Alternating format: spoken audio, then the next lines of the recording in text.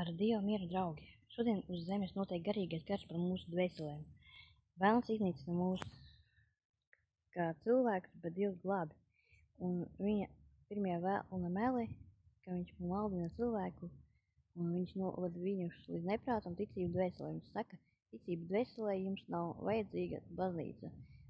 Bībeles studijas jums nav vajadzīga svētais gars. Kāpēc vēlns ar ticību pa dvēselē, jo garīgā ticība un zemes dēmons kā ticība, un dēmoni tic un drep, bet paliek dēmoni, un viņi dzīvo kā vēlni, bet tic, ka Dievs teiks, tad dvēseles dēmons kā ticība vedīs uz elli, Dievs gars, viņš vēlas, lai mēs viņu pielūgtu ticībā un garā pateicībā.